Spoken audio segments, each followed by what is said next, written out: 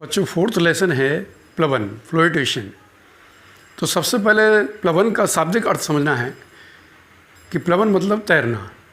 अब तैरने के लिए जो आवश्यक चीज़ें हैं, किसी द्रव में तैरा जाएगा, कोई वस्तु को तैराया जाएगा, या खुद जो है पानी में जैसे कोई वस्तु तैर रही है, व्यक्ति तैर रहा है, तो उसके लिए सबसे पहली चीज़ आती है कि जब द्रव में कोई चीज़ वस्तु प्रवेश करती है तो उसका नीचे की ओर दाब लगता है।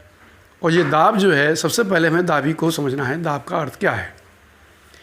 तो दाब प्रेशर, उसका जब मान निकालते हैं तो दाब बराबर होता है बल बटे क्षेत्रफल, अर्थात बल को और क्षेत्रफल के अनुपात को ही हम दाब कहते हैं। जैसे जैसे जो है क्षेत्रफल बढ़ेगा तो दाब का मान जो है कम होगा, क्षेत्रफल घटेगा, दाब का मान बढ़ेगा। तो इस तरीके से जो है ये दाब और दाब का जो मात्रक है, अगर हम यहाँ से पता करें तो बल को हम न्यूटन में नापते हैं और क्षेत्रफल आप जानते हैं मीटर स्क्वायर। तो इस तरीके से जो है दाब का अगर मात्रक हम ज्ञात कर रहे हैं तो वो हो जाएगा न्यूटन प्रति मीटर स्क्वायर, और इसको बोलते हैं पास्कल, और इसको जो है PA से डिनोट करते हैं। तो एक नाम इसका जो है पास्कल हो गया, और वैसे निकालने हैं तो वो रहा है न्यूटन प्रति मीटर स्क्वायर। तो इस तरीके से जो है ये दाब का आया।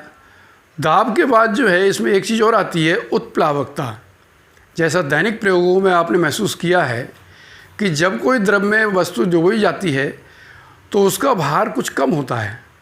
अब ये भार जो कम होता है उसका मुख्य कारण ये है कि द्रव जो है ऊपर की ओर बल लगा रहा है, निश्चित रूप से तभी उसके भार में कमी हुई, और इसी गुण को हम बोलते हैं उत्प्लावकता।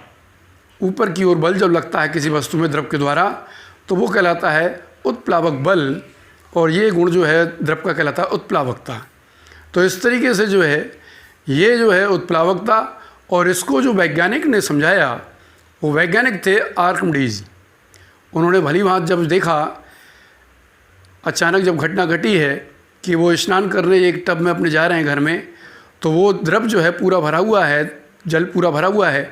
जब उसमें प्रवेश करते हैं, द्रव बाहर निकलते हैं तो वो एकदम प्रसन्न हो जाते हैं, और अचानक उनके दिमाग में आता है और यूरेका कहते हुए वो जाते हैं कि मैंने पा लिया। उसका अर्थ ये हुआ मैंने पा लिया।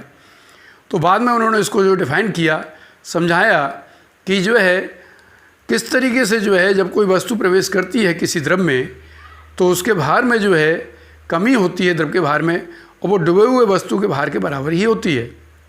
इसी के सिद्धांत के अनुसार उन्होंने राजा का एक विषय जब आया कि ये मुकुट शुद्ध है कि नहीं है, तो उस शुद्धता को नापने में इसका उपयोग किया, और सोने की शुद्धता उन्होंने खरी पूरी तरीके से उसको जो है प्रकट किया।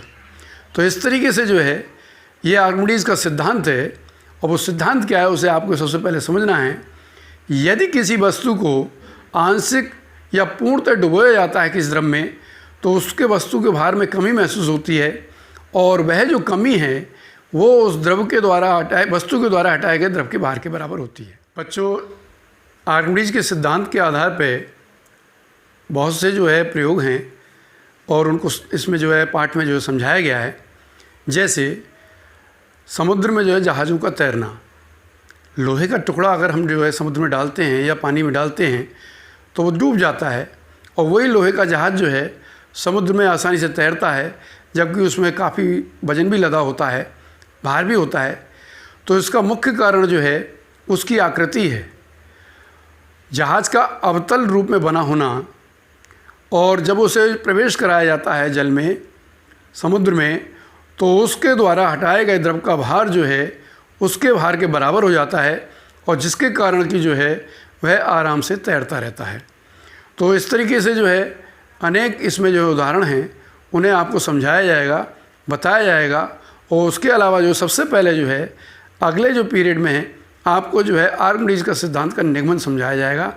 उसे आप एक दफ़े पढ़ लीजिए, जिससे कि अच्छी तरह आपको समझ में आ जाए। निगमन जो है काफ़ी दफ़े पूछा गया है प्रश्न कि आर्किमिडीज के सिद्धांत का निगमन कीजिए, तो उसमें जो है आपको सुविधा हो और आसानी से आपको समझ में आए। तो इतना आप कीजिएगा। और जो परिभाषाएँ मैंने समझाई हैं, उत्प्लावकता, वल, दाब, इन सबको जो है आप नोट कर लीजिएगा।